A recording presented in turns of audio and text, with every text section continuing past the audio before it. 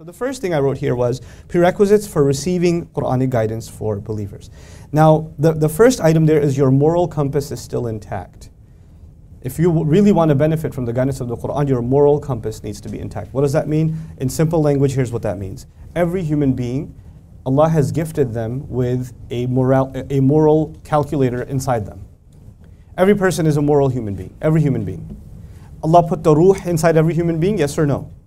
That ruh was in the company of Allah. It was given the knowledge of the basics of the right and the wrong, and even knowledge of Allah Himself.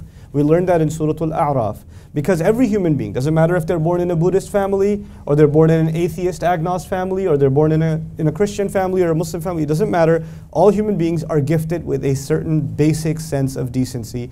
The Arabic term for that, the Islamic term for that is the Fitra. The Rasul of Allah sallallahu alayhi wa sallam would say, كُلُّ مَوْلُودٍ يُولَدُ عَلَى الْفِطْرَةِ.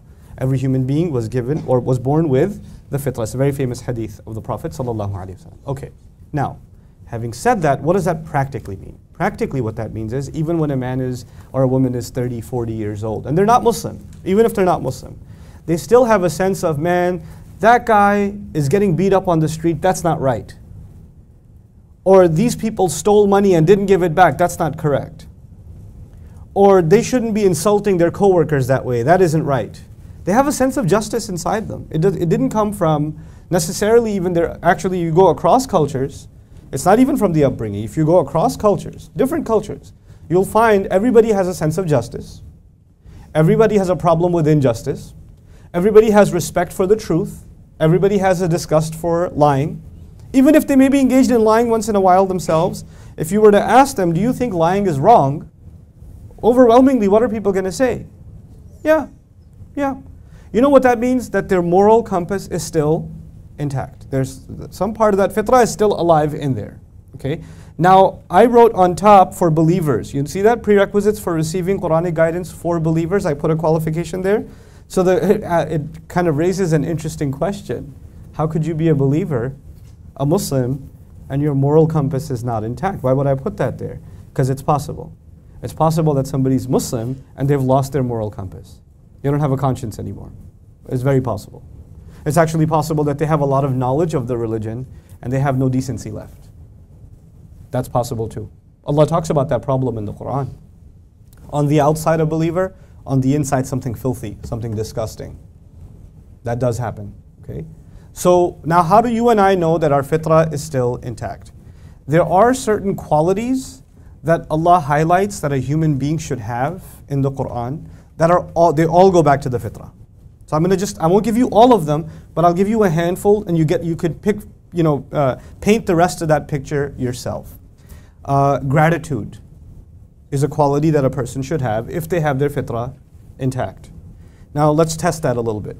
If somebody does something nice for you, you're at the airport, you dropped your bag, somebody picked it up and handed it to you. What's at the very least, if you're half decent a human being, what are you going to do? Thank you. Do you have to be Muslim for that? No. So a sense of gratitude comes with being decent. You understand that? So gratitude is a fundamental quality of the fitrah, one of them. Okay. Thinking is a quality of the fitrah. To be able to think and process, that's a human gift that Allah has given us. Patience, kindness. These are qualities that good people have. And these are qualities that Allah highlights in the Quran, or no? He does. As a matter of fact, in many cases He highlights that Allah loves people that are grateful. Allah loves people that are patient. He wants you to become people that think. So the things Allah wants you to become, or the things that Allah loves, are actually pretty much all qualities that we were already given as part of our fitrah. They were supposed to be inside of us already. You with me so far? Okay. So if a person has a really big patience problem, or they're not grateful for anything, they have a hard time being grateful.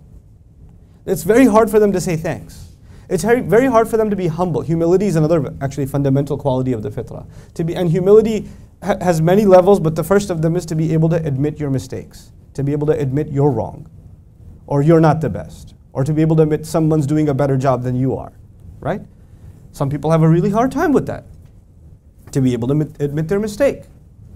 So if your fitrah is not intact, then you're going to have a hard time with the Quran. Now let me tell you what that means. That means that you might actually learn a lot about the Quran. You might learn Arabic grammar. It's just been a day for you guys, but you might learn loads of Arabic grammar. You might actually study 10 or 20 tafasir at one time, but you still won't get guidance out of it because fitra isn't there. So you understand that first prerequisite? Okay? So that's something very internal. Like we have to kind of really gauge ourselves where we are to be able to benefit from this first prerequisite. The second is that you're approaching it as a seeker, not a critic. This is a really important one.